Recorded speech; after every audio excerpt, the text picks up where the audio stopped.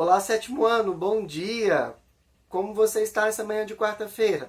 Hoje, dando continuidade às nossas aulas, como toda boa quarta-feira, vocês possuem 2 aulas de geografia, uma aula de inglês e 2 aulas de história. E nesse vídeo, as aulas ocorrerão nessa mesma ordem. A primeira aula será de geografia comigo, com o Mr. Senshi, a segunda aula de inglês com o Mr. Stefflin e a terceira aula de história com a Miss Aires. No mais, gostaria de desejar a você uma boa aula, um ótimo dia, até amanhã. Fique com Deus.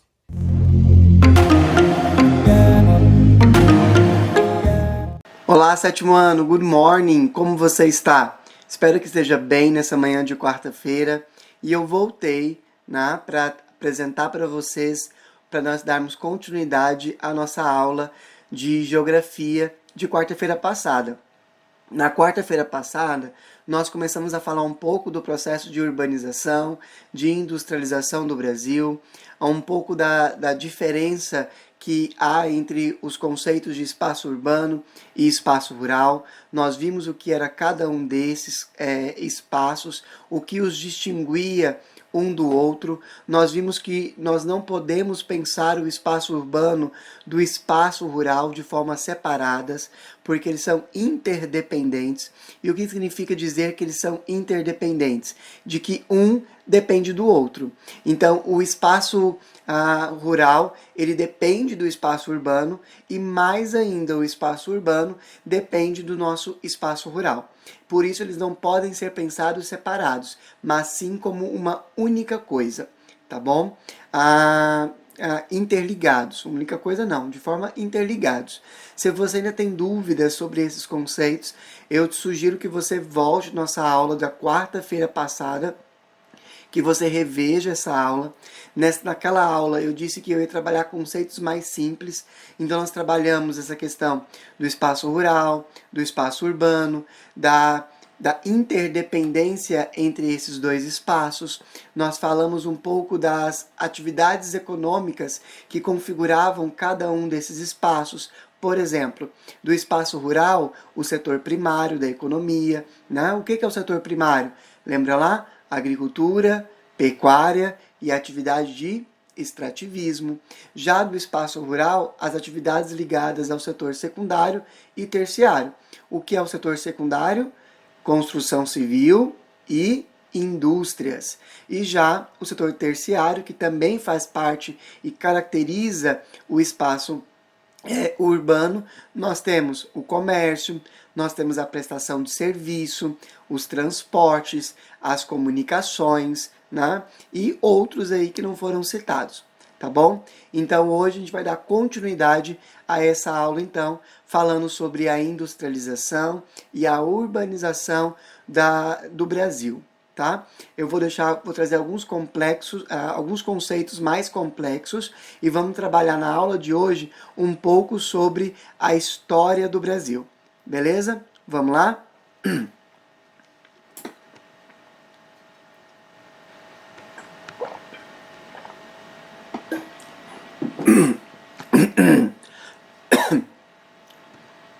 Bom, o início da industrialização do Brasil. A gente tem que lembrar que as cidades no Brasil elas eram pouco expressivas até aí o século XX, né? Até o século XIX. Nós quase não tínhamos indústrias. Nós vamos ver lá em história, provavelmente vocês já estudaram ou vão estudar ainda isso em história, quando vocês falarem sobre a colonização do Brasil, de que o Brasil, no seu processo de colonização, ele tinha um acordo com a sua metrópole, né? O Brasil era um território de Portugal.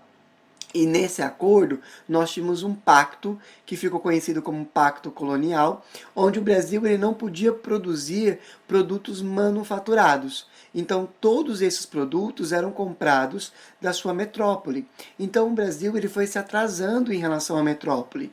Então, o Brasil ele vendia a matéria-prima para a metrópole e ele comprava da metrópole o produto manufaturado.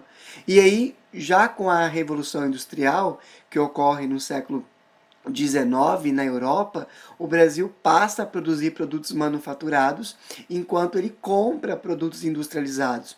Então, até o século XIX, né, início do século XX, o Brasil ele estava bastante atrasado em relação às grandes potências mundiais europeias. Então, até o século XIX, havia uma pouca expressividade de indústrias no Brasil. Isso graças a uma herança, né, da cafeicultura. Quando chega o café, quando começa o ciclo do café no Brasil, há uma necessidade de uma industrialização. Né? O café se torna a principal riqueza do Brasil, conhecida como o ouro negro. Né? O café então começa a ser o principal produto produzido no Brasil, e o café vai começar a impulsionar os principais mecanismos, as ferramentas que vão nos dar possibilidade à industrialização. Uma delas é o transporte, é o café, é a produção da cafeicultura que vai levar, por exemplo, vai trazer para o Brasil as ferrovias. Né? Então, as primeiras grandes ferrovias que atravessavam os estados vão vir graças à necessidade de deslocar o café das regiões produtoras até os portos que ficavam no litoral. Então, é o café que vai trazer uma acumulação monetária. O que é a acumulação monetária? Que vai trazer um acúmulo de riquezas. E para que haja industrialização, é necessário que a gente tenha um acúmulo de riquezas. E quem vai trazer isso, então, é o café.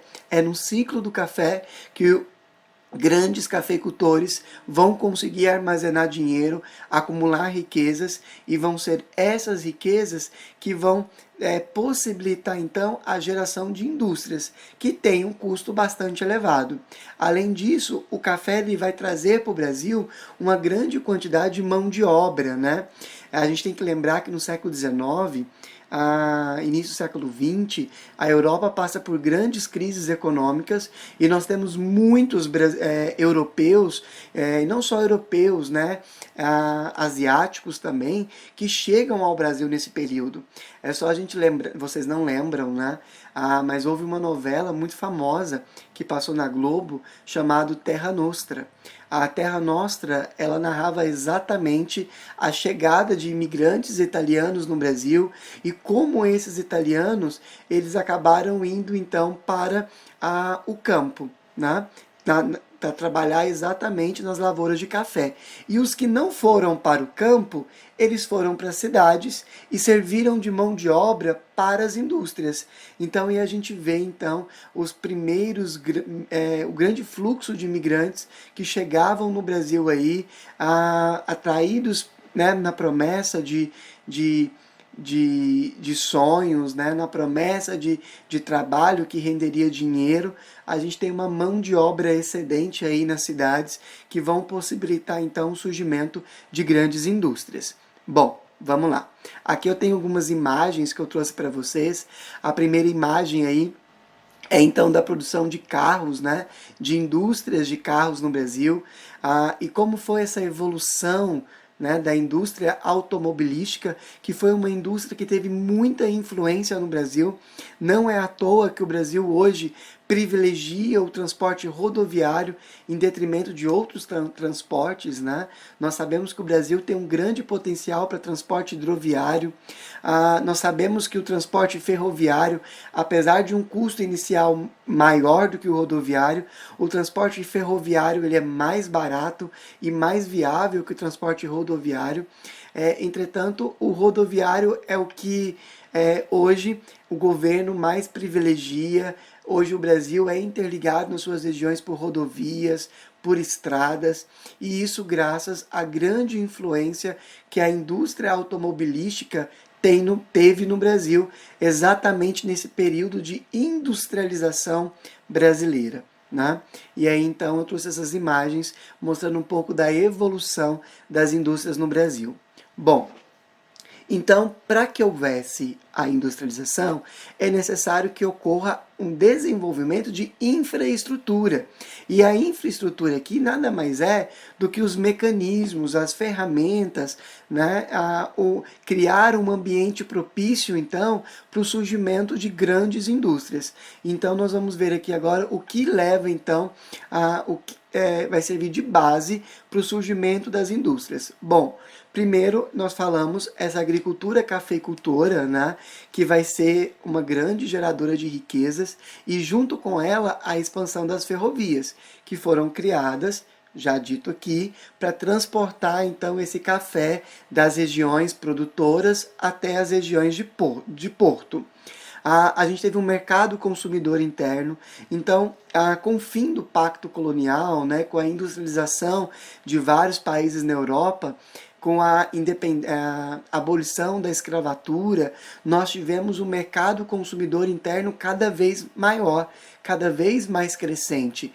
Então, todo esse mercado consumidor possibilitava, então, que nós tivéssemos uma demanda por mais produtos industrializados. E aí nós tivemos as grandes guerras mundiais, né? Essas grandes guerras mundiais, tanto a Primeira quanto a Segunda Guerra Mundial, vai gerar uma crise nos países produtores de produtos industrializados. Como eu disse aqui, a Revolução Industrial começa na Europa. Então, os primeiros países que tinham as primeiras indústrias eram a Inglaterra, a França, a Alemanha, e depois grandes países dos Estados Unidos, Japão. E aí esses países, durante a Segunda Guerra Mundial, eles se voltam para o mercado consumidor, ou seja, eles começam a produzir para abastecer o seu mercado consumidor, seu mercado interno, e eles deixam de exportar, deixam de vender. E aí, sem ter de quem comprar, o Brasil passa então a ter que produzir os seus próprios produtos. Então, o grande processo de industrialização do Brasil, ele começa no século XX e ele se amplia durante os períodos de Primeira e Segunda Guerra Mundial. E aí, quais são as principais características, né? Eu coloquei aí para vocês da industrialização do Brasil. A primeira é que ela ocorreu tardiamente. Ela ocorreu muito tarde em relação às grandes potências europeias. Para vocês terem ideia, as indústrias no Brasil começaram a surgir 200 anos depois das indústrias lá na Inglaterra, onde surgiu a Revolução Industrial. 200 anos depois, 2 séculos depois. Então, nós começamos muito tarde esse processo de industrialização no Brasil. E tudo isso, então, o Brasil vai ficando, né, um país tardio, um país atrasado em relação a outros países no mundo. Bom, ele ocorreu em substituição das importações. Como eu já falei aqui, as grandes guerras, crises econômicas no mundo dificultaram que o Brasil comprassem esses produtos de países estrangeiros, de países de fora, né? Ou seja, que o Brasil tivesse dificuldade em importar. Lembra o que é importar? Quando eu compro um produto de fora e trago ele para dentro do Brasil. Então o Brasil, com dificuldade na importação, teve que começar a produzir os seus próprios produtos e investir em indústrias. E a terceira característica que eu coloquei para vocês é que ele depende de capital e de tecnologia estrangeiro. O Brasil, quando ele começou o seu processo de desenvolvimento, a grande parte da tecnologia utilizada nas primeiras indústrias eram tecnologias estrangeiras. E não só tecnologias estrangeiras, mas o Brasil também fez uso, através de financiamento de bancos mundiais, né, como o Fundo Monetário Internacional, o FMI, de capitais dos Estados Unidos, né, de grandes potências capitalistas, o Brasil conseguiu, então, dinheiro para poder criar, então, e investir na industrialização do Brasil. Ok? Eu vou trazer isso um pouco mais detalhado agora. Primeiro, essa industrialização tardia, né, atrasada do Brasil, como eu já disse, que vai começar cerca de 200 anos depois da industrialização que já estava acontecendo na Europa e na Inglaterra. Essa substituição das importações, né? Então produtos que antes eram importados, eles passam a ser produzidos pelo Brasil, e essa dependência tecnológica, dependência financeira, que o Brasil já tinha desde o período colonial e agora só se agrava nessa nova fase, né, de capitalismo, de industrialização, enfim. Bom, pessoal, concentração e desconcentração industrial. O que isso aqui é importante para a gente? A gente tem que entender que o Brasil é sim um país que tem se industrializado, é sim um país que tem uma certa referência em determinadas indústrias. Entretanto, essas indústrias elas estão distribuídas, assim como a população, de forma desigual no nosso território. Então, nós vamos ter em algumas regiões concentração de indústria, enquanto que em outras regiões nós vamos ter vazios demográficos. E aí a gente consegue ver isso nesse mapa. Todos esses pontinhos pretos que vocês veem no mapa são indústrias, tá? No Brasil. E se a gente olha para essa distribuição geográfica das indústrias, a gente percebe que grande parte das indústrias elas estão aqui, ó, no litoral do Brasil, né? Então, bem nesse litoral, a gente vê uma concentração muito forte das indústrias, enquanto que nessa região, né, a região norte do Brasil, a gente tem um vazio, né, demográfico de pessoas, mas também um vazio de indústrias. Isso se deve a dificuldades de infraestrutura, de estradas, poucas estradas nessa região. Então isso dificulta a chegada de matéria-prima até essas regiões, de mercado de trabalho. Como a grande parte da população ela se concentra no litoral, então muitas indústrias usam dessa mão de obra. Então a gente tem essa concentração no litoral. Ok? Eu queria fazer essa relação. Então é importante a gente lembrar que a distribuição das indústrias ela não é igual em todo o nosso território. Beleza? Bom, vamos lá dar continuidade então. A urbanização brasileira, pessoal. Bom, nós falamos aqui do processo de industrialização e é importante a gente entender que a industrialização ela ocorre simultaneamente, ou seja, ao mesmo tempo que a própria urbanização. Né? O processo de urbanização no Brasil ele vai ser bastante rápido. A gente vai ter uma população rural diminuindo e a população urbana aumentando, né, exponencialmente. O que é interessante a gente entender por que isso acontece. Primeira coisa que aconteceu foi uma renovação do contrato dos trabalhadores rurais. A partir da década ali de 70, os trabalhadores rurais agora deveriam ter carteira assinada, deveriam ter as suas garantias salariais, né? E tudo isso, né, alegando essa dificuldade em pagar, em remunerar esses trabalhadores, muitos proprietários, né, de plantações, trabalhadores rurais, ficam desempregados, são despedidos pelos seus patrões no campo. E desempregados, muitas pessoas então do campo vão buscar trabalho onde? Nas cidades. E esse processo vai ficando cada vez mais acelerado, porque havendo industrialização e com a industrialização do campo, né, hoje um trator faz um trabalho de 15, 20 homens, né, e não pede por salário. Então, toda a mecanização do campo vai levando mais desemprego na zona rural, e aí esse número de trabalhadores agora ociosos na zona rural, agora desempregados, eles então vão para as cidades e ali passam a trabalhar então nas indústrias.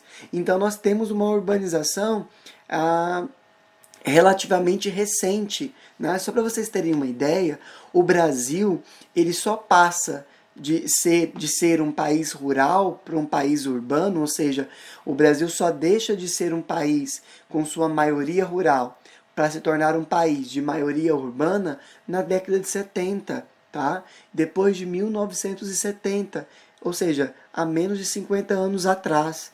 E isso é muito recente na história do nosso Brasil, né? Na história do nosso país. E essa urbanização, ela está muito ligada, tá bom? Então presta atenção no que eu vou dizer. A urbanização, ela está ligada à industrialização.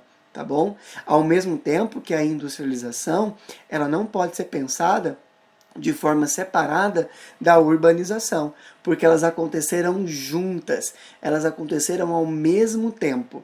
Enquanto ocorria o processo de urbanização, a própria urbanização preparava terreno para que a industrialização ocorresse, ok?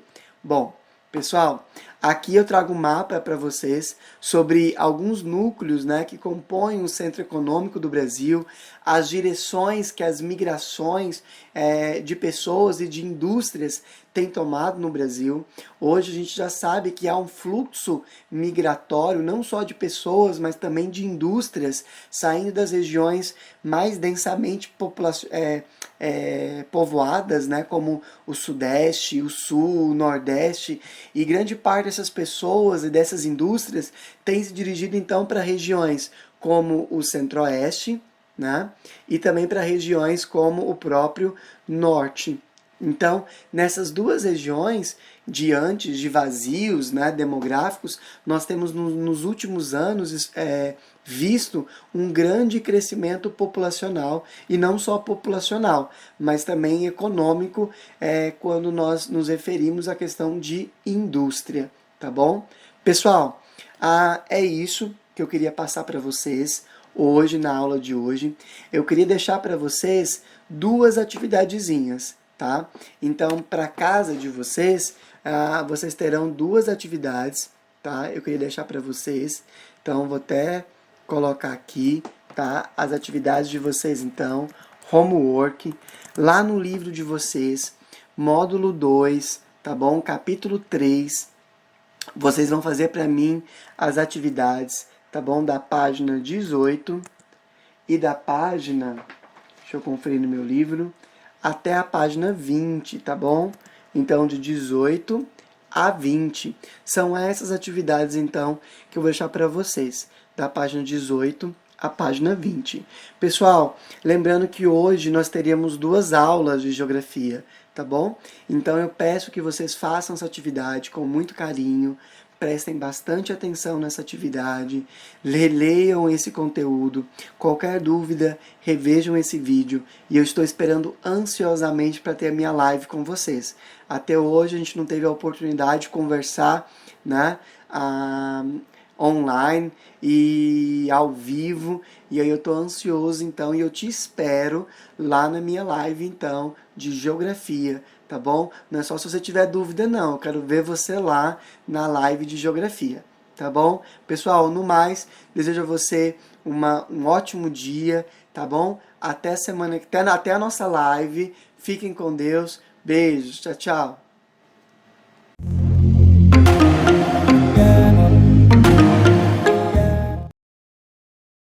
Galera do sétimo ano, bom dia. Então, para dar continuidade nas nossas aulas, nos nossos temas dessa semana, nós começamos a trabalhar sobre haiku. Expliquei para vocês o sentido dessa forma de Japanese poetry. Então, é um poema japonês, ele tem características muito específicas.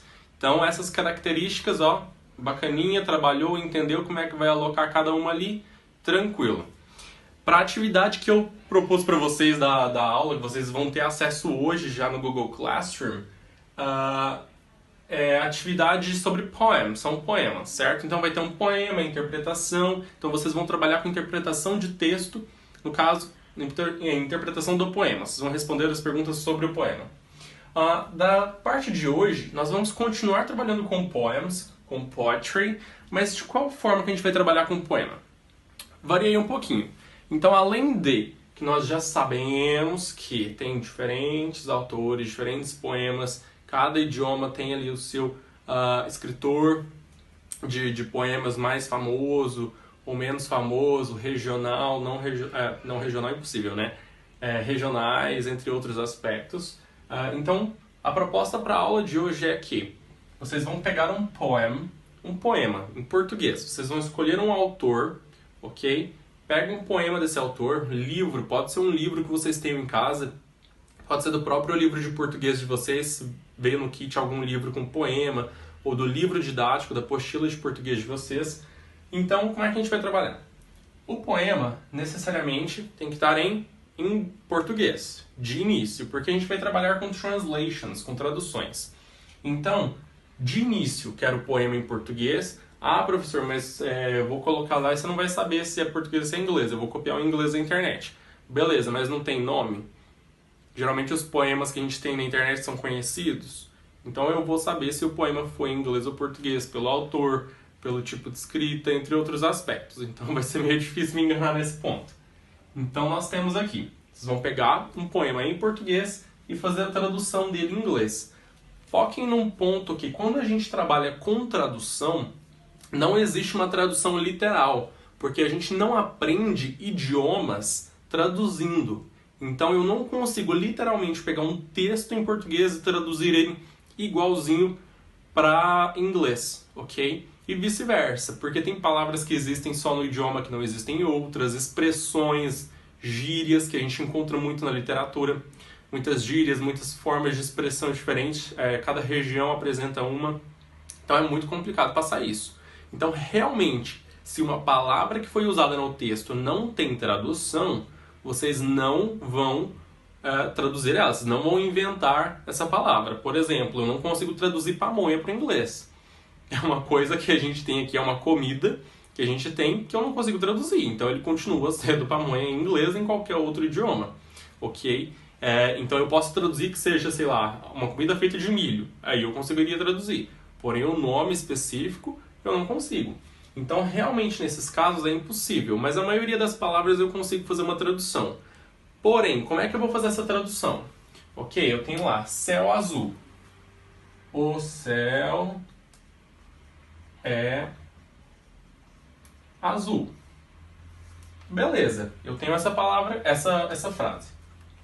Se eu for traduzir, eu vou buscar traduzir o the, vamos lá, the sky is blue. The sky is blue, não está incorreto, ok? Está certo, a tradução está correta. Mas não necessariamente eu vou ter frases em português que eu vou traduzir somente pegando a palavra e a tradução, igual eu fiz aqui. Tem umas que vai mudar o contexto. Lembra que sempre que a gente trabalha com algumas características, isso tem as exceções, ok? Então, geralmente se eu trabalho com adjetivo e substantivo, o adjetivo, que é o que dá característica para a coisa, para a pessoa, para o animal, ele vem primeiro. Então sempre nós temos ali um adjetivo que veio antes do substantivo. É isso que difere muito do português, certinho? Porque no português pode ser tanto fez, tanto faz. Eu posso trazer o adjetivo tanto para antes quanto para depois. E tá tudo tranquilo, ok? Então, nesse ponto aqui, até deu certo. Mas quando eu vou falar uma menina bonita, eu trago beautiful girl. Então, o adjetivo vem antes de girl. Então, eu tenho minha exceção. Mas, a maioria dos casos, o adjetivo vai vir antes. Então, foquem nesses pontos. E é super simples. Não vamos fugir do tema principal, que é traduzir um poema em português. Peguem o poema, não esqueçam de colocar se ele foi retirado na internet, de um livro e quem é o autor, ok? Isso é muito importante. Não peguem um poema assim, um autor desconhecido, não. Peguem poemas, textos de autores brasileiros conhecidos, e é isso aí, pessoal. Lembrando, eu quero uma tradução de um poema em português. Então, esse poema não pode ser em inglês de um escritor americano, de um escritor britânico, de um escritor australiano. Eu quero ele em português para o português para o inglês, certinho? E é isso aí, pessoal. Então, foque no exercício. Vai ter uma explicação extra também numa folha lá no Google Classroom. Não deixem de entrar lá. Vocês têm uma semana para fazer essa atividade, ou seja, bastante tempo para vocês pensarem, para realizarem esse conteúdo. E é isso. Postem uma fotinha lá que eu vou estar corrigindo, assim como eu já estou corrigindo todas as atividades. Essa semana eu estou corrigindo a atividade que eu passei para vocês na semana passada. Não esqueçam de fazer isso. Até mais. Tchau, tchau.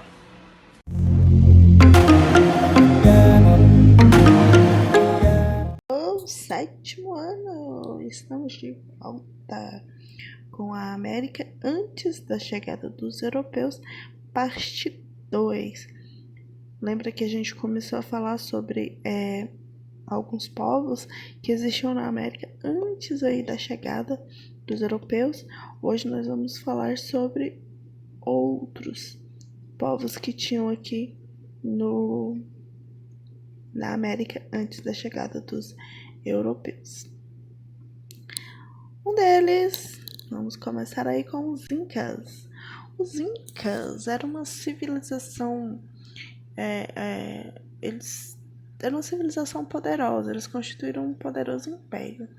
Por meio de combates e de alianças, os Incas conquistaram povos e estabeleceram seu domínio na região de Cusco, na região do Vale de Cusco. Ao dominar outros povos e agregá-los ao seu império, os Incas eles se preocupavam em manter boas relações com os povos que eles conquistaram. Por isso eles faziam diversos acordos que permitiam com que os povos conquistados eles continuassem a falar a sua própria língua, né, a língua mãe deles. Permitiam também que eles continuassem a cultuar os deuses que eles estavam acostumados a cultuar. Os Incas, eles desenvolveram uma sociedade bem organizada. Ela foi organizada em camadas, onde cada pessoa exercia uma função específica. A pirâmide social do Império Inca, ele consiste em um soberano, que se chama Sapa, ou imperador, soberano, imperador, pode ser, qualquer um dos dois é correto afirmar. Depois, logo abaixo, vinha a nobreza, que era formada pelas famílias poderosas, pelas pessoas mais influentes dentro dessa sociedade. Logo abaixo vinha aí os funcionários públicos, os chefes militares, juízes, as pessoas que constituíam as pessoas importantes também dessa sociedade. Logo abaixo, a grande maioria da sociedade era formada por camponeses, que eram os trabalhadores dessa sociedade, camponeses e soldados. Os Incas, eles eram grandes, excelentes construtores. Eles fizeram fortalezas, templos, terraços agrícolas. Essa imagem verde aí, tipo uma escadinha, é de um terraço agrícola, e construíram também estradas.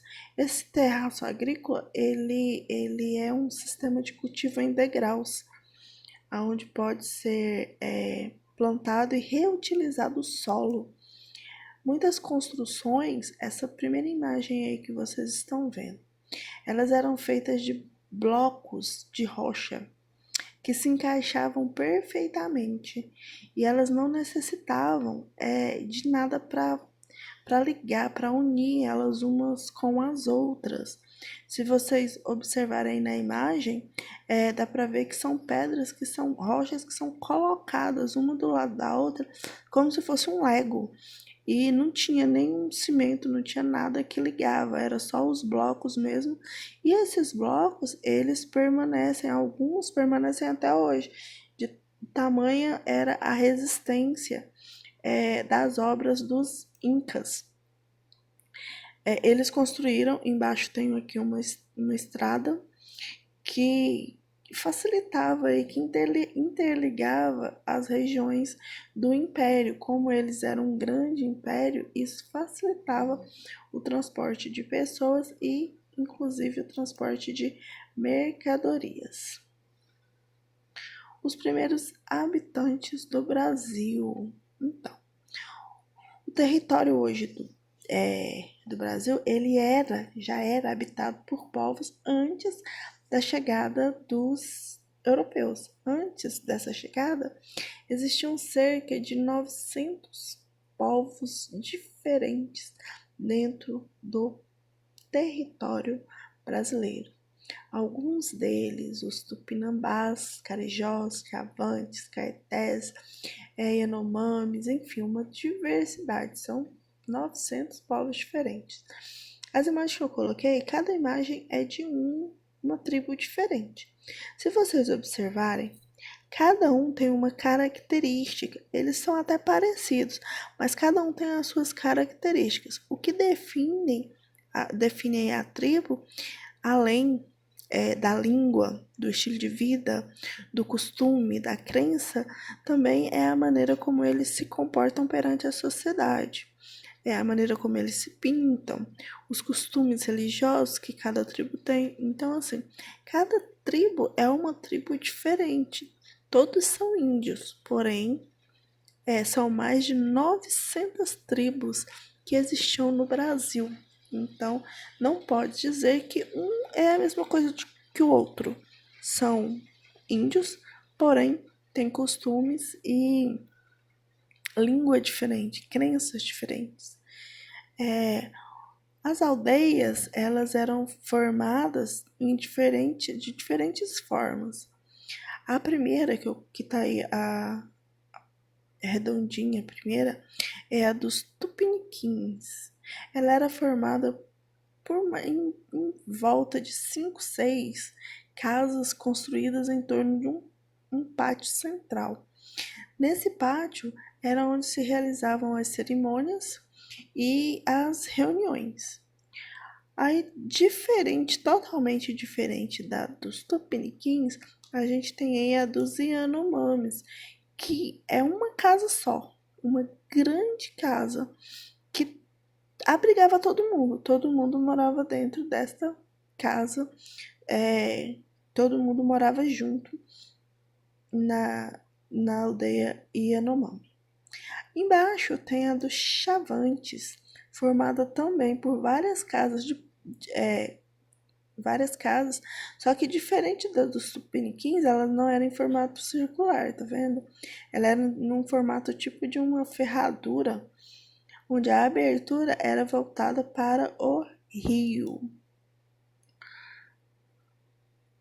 Os povos indígenas que hoje vivem no Brasil, eles mantêm contato com as sociedades exteriores, eles não são uma sociedade fechada, eles mantêm contato com o homem branco, que eles dizem, né? E mesmo assim, mesmo tendo esse contato com o homem branco, eles preservam vários costumes dos seus antepassados.